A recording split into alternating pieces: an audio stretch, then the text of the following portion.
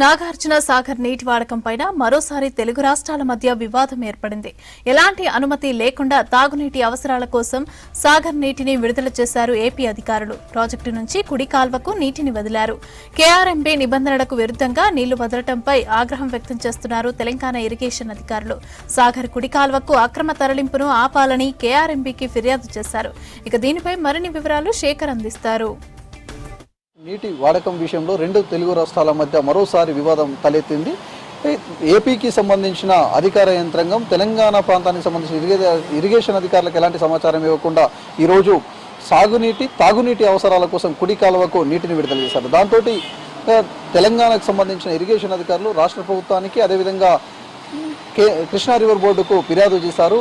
దీంతో మరోసారి రెండు తెలుగు రాష్ట్రాల మధ్య వివాదం తిరిగి గాలివానగా మారుతుంది అనే ఇది చర్చనీయాంశంగా మారింది. ఇక 2023 నవంబర్ 30వ తేదీ తెలంగాణలో ఎన్నికలు జరిగేటప్పుడు రెండు రాష్ట్రాలకు సంబంధించిన పోలీసులు అడావిడి చేశారు. అక్కడ ఘర్షణ వాతావరణం చోటు చేసుకుంది. దాంతో 13 గేట్లకు సంబంధించి తమ ఆధీనంలోకి ఇవ్వాలి అని చెప్పేసి ఏపీ పోలీసులు తెలంగాణ పోలీసులపై రావడం, అక్కడ వాగ్వాదం జరగడం, పెద్ద ఎత్తున ఘర్షణ వాతావరణం చోటు చేసుకోవడంతో కృష్ణా రివర్ బోర్డు ఎంటర్ అయింది. కేంద్రం ఎంటర్ అయిన తర్వాత కృష్ణా రివర్ బోర్డు రెండు రాష్ట్రాలకు సంబంధించి నీటి వాడకాలకు సంబంధించిన పంపిణీ విషయంలో క్లారిటీ ఇచ్చింది. కానీ దీనికి సంబంధించి మొత్తం కూడా నాగార్జున సాగర్ ప్రాజెక్టు సంబంధించి 26 గేట్లు ఉంటాయి. 26 గేట్లకు సంబంధించి 13 గేట్లను తెలంగాణ ఆధీనంలో, 13 గేట్లను ఏపీ అధికారుల ఆధీనంలో ఉంచారు.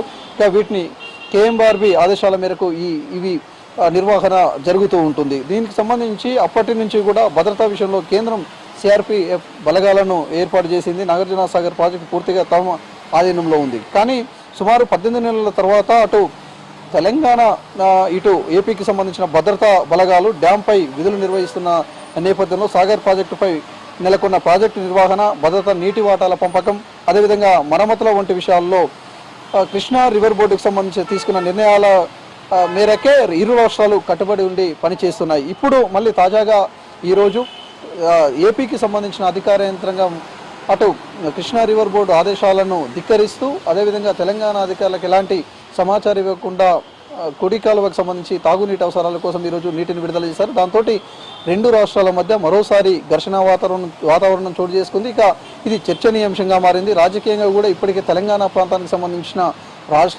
నాయకులు కావచ్చు, అదేవిధంగా రాష్ట్ర ప్రభుత్వం కూడా అనేక మార్లు ఫిర్యాదు చేసింది.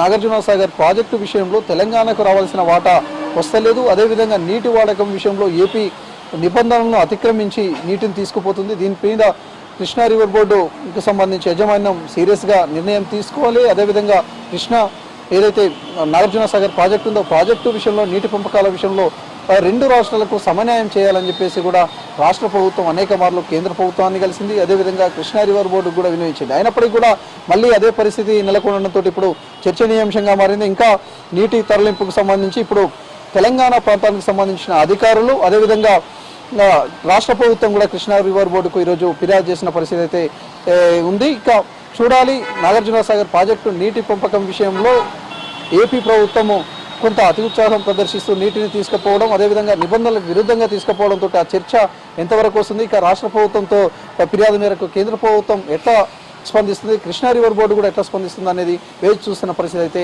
అటు నాయకులలో రాష్ట్ర ప్రభుత్వం అదేవిధంగా ఇరిగేషన్ అధికారుల్లో కనిపిస్తుంది. ఇది నాగార్జున సాగర్ ప్రాజెక్టు సంబంధించి అప్డేట్. 100% రఘుతో శేఖర్, V6 నల్గొండ జిల్లా.